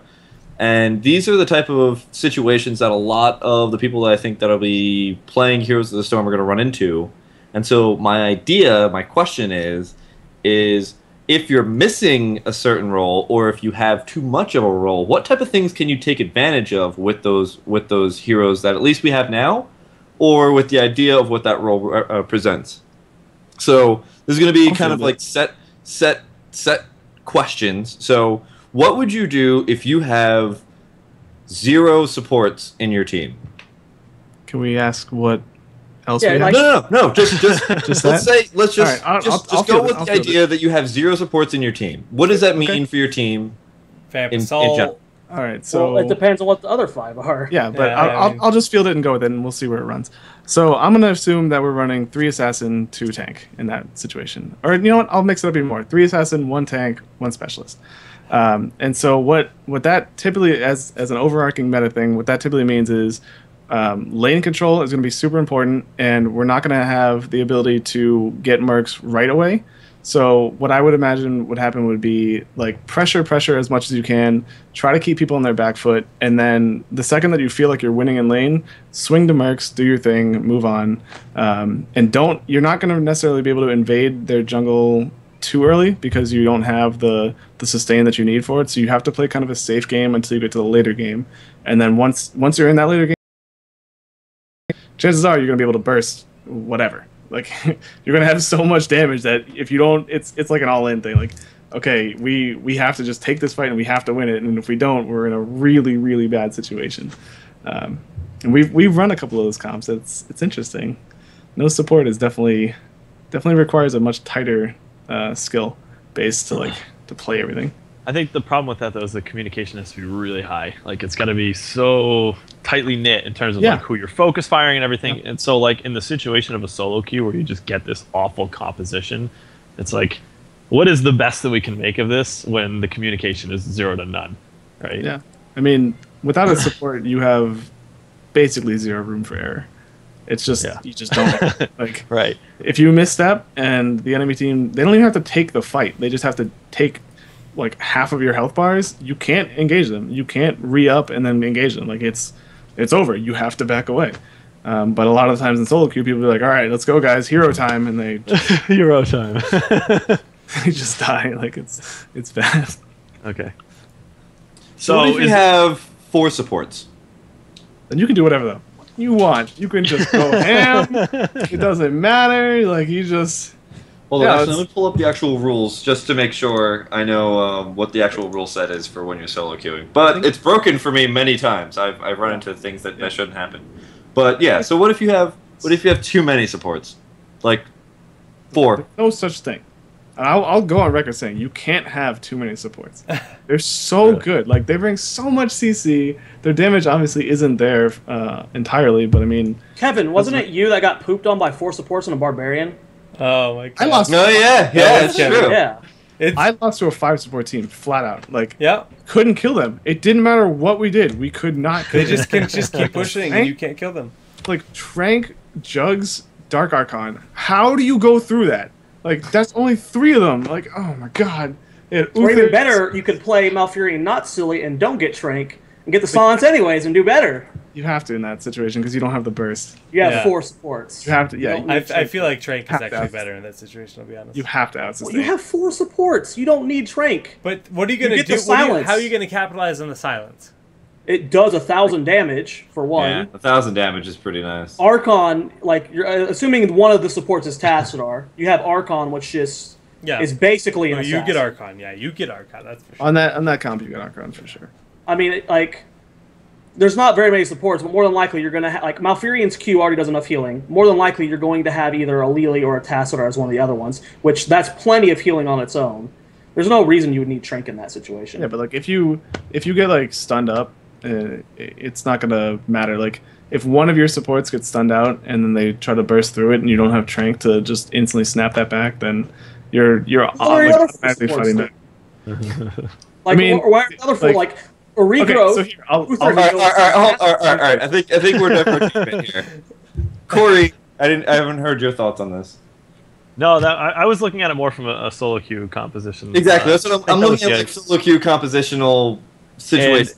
And it feels, I'm trying to be more educational to those people who may not have a pre-made 5 at all times. And when I look at it from that perspective, it really feels like if you don't have the supports, things are pretty hopeless because you don't have the communication there to capitalize on what the actual strength of that composition would be.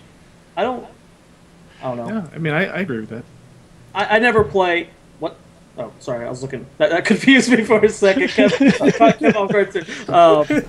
don't know. When I don't do solo queue on like random heroes, I always, when I solo queue, I pick like a Kerrigan, an Arthas, someone I can carry on. Like, I've never like been in a situation where I've noticed like, oh wow, this is what, like, I don't know, it feels... I've never been like playing like a Gazlo in a solo queue and being like, wow, we have no support, so this just got like 1,000 times harder. But what do you do in that situation? Can you even? We're talking I don't know. I don't know how to comment on that situation because like it's happened to me a couple of times, and it's brutal, but it basically ends up revolving around objectives. Like, the game changes from like team fighting to literally just objectives. Like, team fights are secondary. You just go straight for the objective. You have to team fight at objectives. Right. I mean, typically you do, but this is solo queue, so team fighting doesn't actually exist in solo queue. It's just sort of like roll the dice and see who does something dumb. What FR are you at, Steve? I had a 15-minute queue today, so apparently God tier MMR. I don't know what's going on with that, but like the solo queue people also, I'm pretty sure they removed MMR this last week or something because I've been playing. Yeah, me too. I've been running into some really weird, like literal first-time MMO or like MOBA players that are just like. If you're in a 15-minute queue, they're basically pulling from every freaking aspect of the MMO. I mean that's true, yeah. But like before, I was getting like instant queues with people that were like maybe level 3, and I was just like rolling them, and I was like, why? What are you doing, Blizzard? Yeah. There was a blue post today that actually says that they're going to be inviting a lot more people to the game, but specifically it says Australians and New Zealanders. So does that mean closed beta soon? It could, but that being said, if you're viewing, Kevin, dance with me. If you have not opted in for the beta yet, you should do that for sure. Just go to battle.net to do that. You should just do that anyways. Well, make sure you're opted in if you want to get into the alpha or beta if you're not in yet. So, all right, more team. I mean, so basically, what I was thinking about this and is that if you're running with no supports, then you pretty much anytime you want to do anything, you have to hard engage 5 at all times. You gotta burst, and you have to. You gotta burst, get in, and kill everybody very quickly, and you can't let it up to chance. If you can, focus down their supports because then they're going to be in the same issue that you are. Right. That was pretty much what I was thinking about in terms of no supports or supports. Yes. Field a composition to Jared. I don't really care what it is. Let's say he's like running a 3-stack with 2 other people that are playing like. He's playing Arthas, and then there's 2 other assassins on his team. And then the game just throws a specialist and another assassin. Doesn't matter what I get, because I'm on Arthas, son! Yeah, if he's on Arthas... What would you do in that situation? You have no support, and you're not in a random situation that you might not have found yourself in because you actually are running with 2 other people, but you just happen to get a comp that's awful. And you don't have the communication with those 2 other people. Right. Like, these are the situations that I think a lot of people are going to be running into. So what do you think? Yeah. I'm really bad at these situations because like I try and like overanalyze them. Like, who are all the heroes on my team? Who are all the heroes on their team? What map are we on? Are we down in levels? Like, these are the things that. I can give you the whole thing if you want. Yeah, just give me like a little. Let's do it. We're giving you Arthas. We're giving you Arthas. Yeah, he's playing Arthas. We'll give you Arthas. We'll give you Arthas. Nova. Arthas, Dibbles, Nova, Zeratul, and this bad team's so bad. Oh, Kevin, why are you giving me this team? Reroll. Son, this is what you get. You gotta work with it. This is what you get. Alright, so who's he playing? That team's got like a bunch of bursts, like with Nova, Arthas, plus Zeratul, like you can lock someone down instantly. Like this goes back like almost mirrors exactly what CyaSteve said earlier in that first composition without any supports. You do jungle camps, but you don't get too aggressive. You don't try stealing their camps too much unless you're like really good at map awareness, and then team fights have to be like crisp and quick. You don't have the sustain. The Diablo has to focus on peeling for probably the Zeratul, just making sure like that no heavy melee bruisers or anything are on him. Who was the fourth? The fifth, the Gazlo? Oh, that's so nasty. I mean, it's good. You have Nova, you have Zeratul, Diablo, you do Gazlo. Part of a wombo there. You have that's the full wombo. Like, that's a full wombo. Who is Nova's there? Like, well, he's got Arthas. Yeah, really. The only one that's not is Arthas, but Nova's there. You can Syndragosa. Syndragosa. No, but I mean that's the other things. Anyway, so let's. That's not that. You can make it work, but yeah, this is what I'm trying to. Culminate here. Try to come up with some ideas here. Just get everybody to think about. All right, we don't have a support. What does that mean? It means we gotta burst down people. We're not gonna have heals. Dealing with CC is gonna be a little bit rough, etc. These are the types of things that I'm trying to get out of out of your kids. Basically, as long as you're not going against Kerrigan, you'll be fine. All right, so sometimes there are certain situations sometimes where you have someone on your team who's just kind of like. They're that special guy. They are going to not pay attention and ever. But you have to step up yourself as that person in solo queue and try and, okay, guys, tribute spawning soon. Let's get ready for that. Hey, Kerrigan, you're low. We're about to have a tribute. Can you hit that well? You have to treat in these kind of situations where you're already at a disadvantage because of comp. You have to step up, or have someone on your team step up and kind of be that voice for your team because.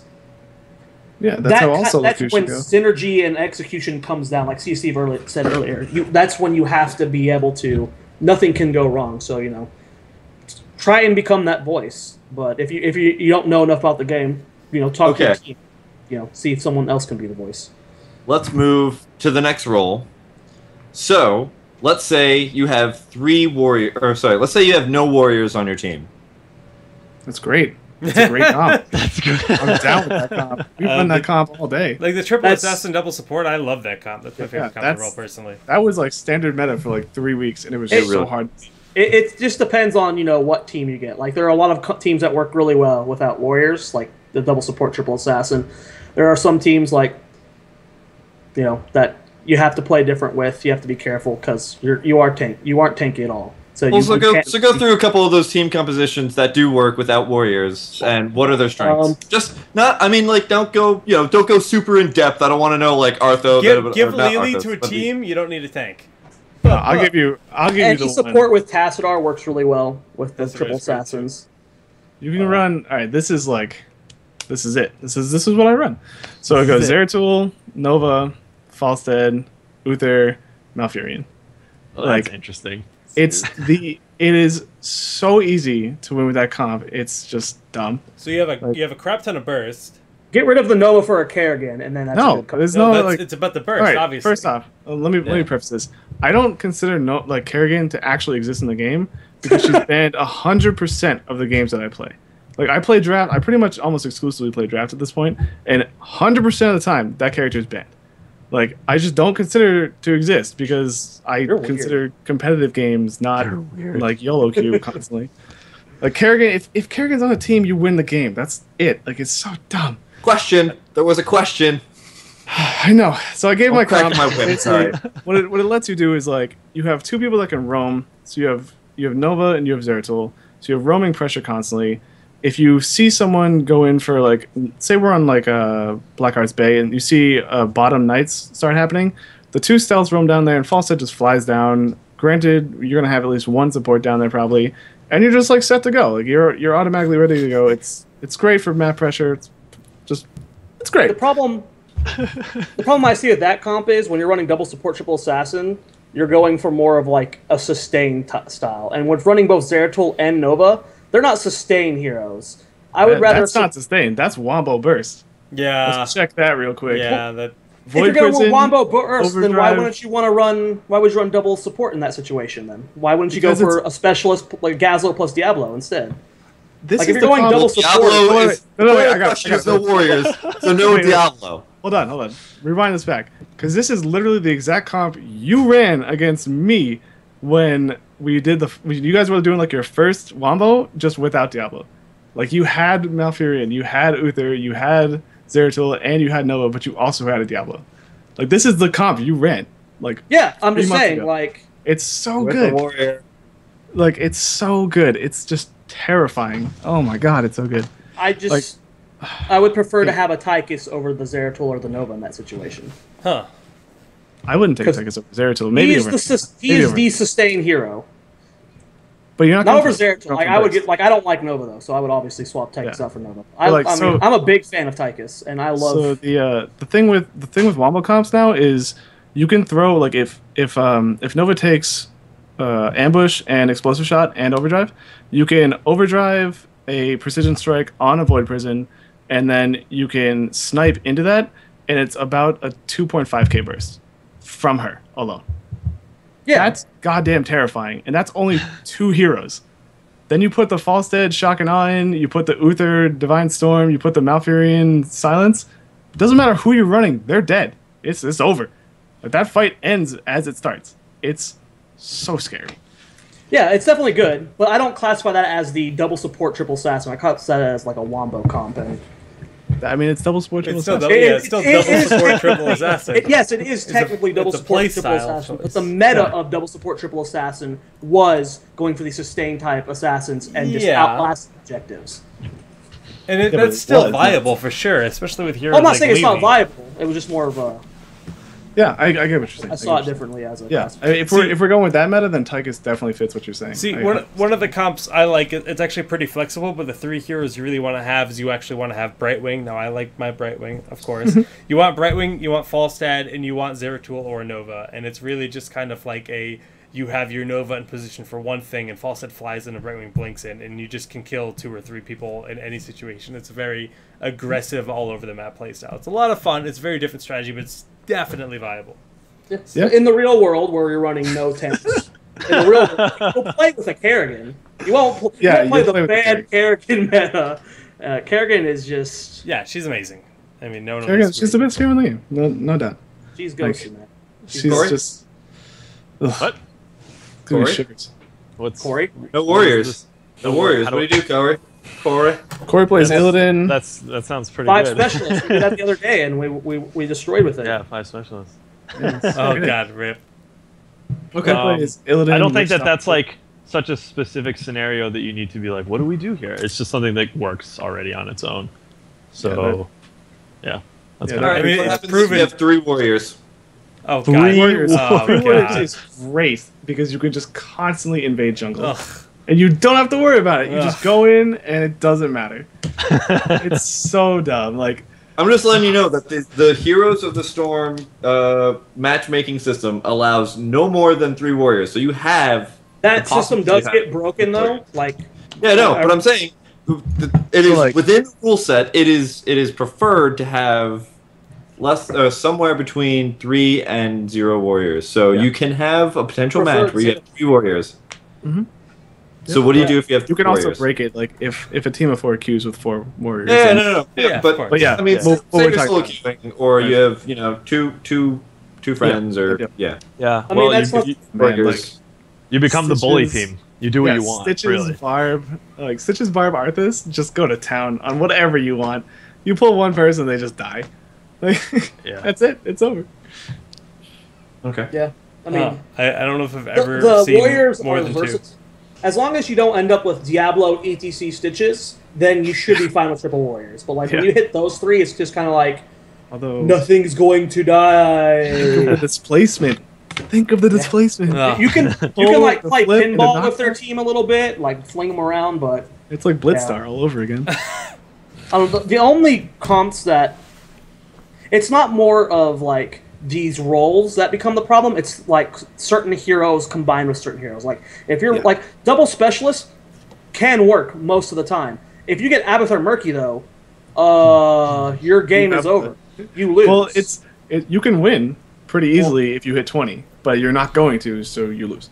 That's pretty much how it goes. Well, with anti-snowballing, everybody hits 20, and everybody's and everybody wins a participation award. Like that's I'm talking specifically solo queue when you're not with anybody who knows what they're doing. Abathur, like when you're in solo queue, Abathur Murky doesn't work.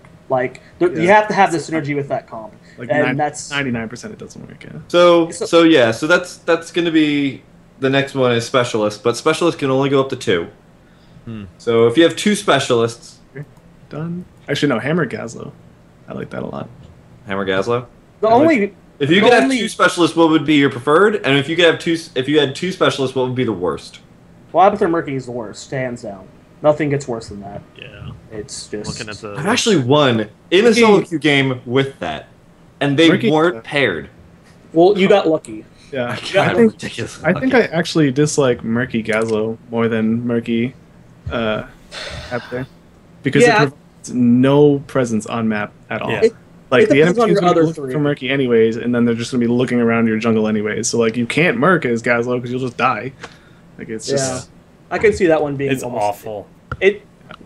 I'm having trouble, keeping my mind away from, 5 stacks versus solo queue. I keep thinking, I can see Gazlo Murky working in a 5... Oh, we're doing solo queue, yeah. Yeah, once you get level 20, you can literally 100-0 the palace in, 4 seconds. It's scary.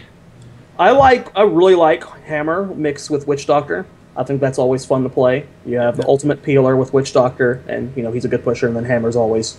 But this comes down to the specialists being some of them good and usable, and some of them being more often than not bad on most team comps. And I think, especially with the limited specialist pool, that's really what it comes down to, rather than combinations. Give Zagara, please. I think the only bad specialist is really Murky right now. I don't see any of the other ones really being that bad. I don't think Abathur is that good. All right, so there's...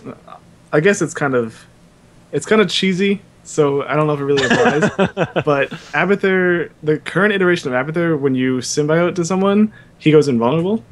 And so what we do when we play it is that we just run Abathur into the middle of the lane and bait the hell out of people, and they just die.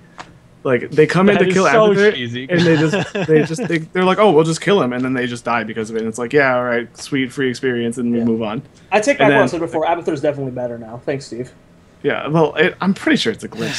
That can't be. Sarcasm. That's a glitch. It's super annoying that Symbiote, you can't target him. You can kill him with AoE damage. So Tychus you can kill him with AoE damage, and I was playing as Barb earlier today, and I was able to spear an Abathur, which knocked him out of Symbiote, and then I was able to slam him to death. But you can pull him out Symbiote as well. It's what? It'll pull him out. Why did that work?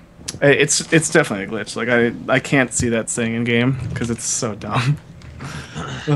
But yeah, if you have time and you want to troll really hard, play Abathur, go tickle fight Abathur, run into lane, and then just symbiote someone and watch as people just rage. It's fantastic. It's so funny. That is funny.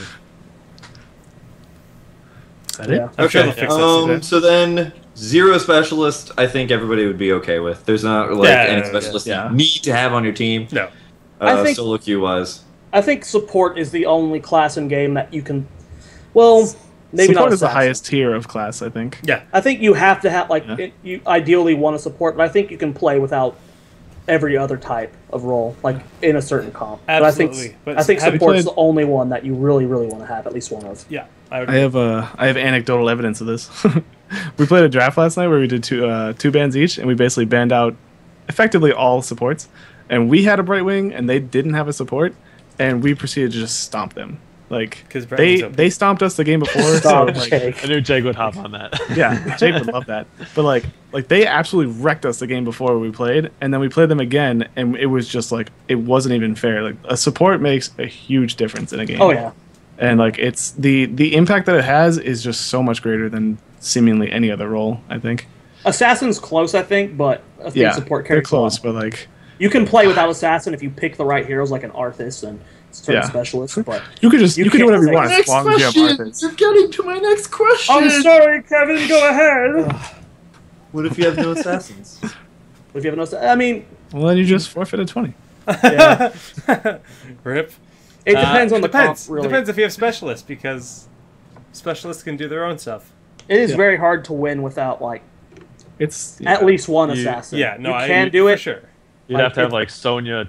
You'd have to have a Tassadar going Archon, or you'd have to have an Arthas and a Barb on your team. Sonya and then a Witch Doctor and something like that. Tassadar, you can win the game. That's it. Can't die in Archon. Just go back to I think it's harder to win without an assassin though. Not picking heroes. It's harder to win without an assassin than it is without support, because you can make stuff happen without support if you're synergized enough. But most well-designed comps, very very, very hero specific because there are plenty of heroes that can get enough damage. I keep like jumping back to like pre-mades. We're talking solo queue. Yeah. I think it's necessarily harder to win without an assassin than it is without a support, because chances are if you don't have a support, anytime you skirmish at all, you're instantly behind. If you don't have an assassin, you can at least like, and you do have a support, you can at least kind of like get back into the fight a little bit, and you can still have that presence. But when it comes to pushing, not having an assassin would definitely suck. That would definitely be a bigger issue. Yeah. You definitely couldn't base race unless you had Tassadar, which then I guess you could. But I don't know. Glorious day. Let's go. What's the fifth?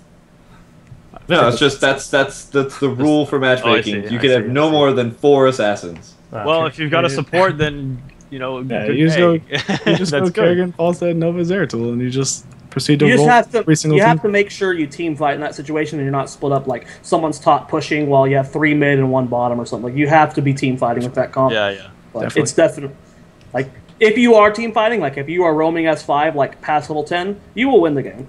Like that's you just. Doesn't matter what 4 assassins it is, you are going to crush things. No matter what your 5th is, that's just. Yeah, I mean, as long as you start the snowball, hashtag anti-snowball, you can. As long as you keep it rolling and you don't let it come back and bite you, you'll just proceed to steamroll the rest of the game. Can I say, like, Kevin, don't move your head. No, go back. Go back. Move your head back. Look at that hair, man. It looks amazing at that angle. Wow. Such hair. Wow. Such hair. Can I just say, wait. Can I just say, Corey, can I just say, if you just keep your head like that, your hair looks amazing. I don't the have shine to is just so nice. That's mean, Matt. Cast of Town Hall, can I just say, if you all stay like this, you're all amazing. Aww. That excludes you, Matt. I know. I need you to tell me I'm amazing because I got this lanyard today. Yeah, but you don't have one of these nifty little advertisements. No, yours didn't come with the actual cards, bro? No, they just gave him a lanyard. You don't got Artho? You don't got Artho? I got so many. I do have Artho.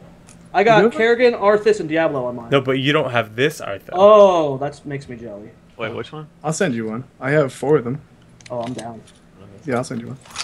Wait, it's a really crappy piece of paper. It's really cheap. Yeah. If you don't take care of like lanyards, like the little passive, they will like crumble within a day. It's pretty beaten up, but. Oh, you've got that too. I've got that. Well, I've got mine just like lying around. They're all like dead and kind of just hanging out. I took them out because I don't care for collectibles. Yo, who's going to BlizzCon? No. I hope. I'm trying to. For a long time. Kev, was that the last of your questions? Yes, that is the end of my questions. Thank you very much. Kevin's questions. That was not where I was really wanting to go with that topic, but I like where it went. Good job. No, I wanted to go into because I noticed that a lot of people have been complaining about solo queue compositions, and they're like, "Oh my god, I had 3 specialists and 2 tanks on my team. I didn't know how to play with them." And I ran into that situation, actually, that specific situation, and I've been using it as like my showcase for what happens when you don't have things that you normally have. What we did was we had actually a 3 team of specialists just kind of pushing, while like the other 2 were like one of the tanks would normally be with them, the other tank was just kind of like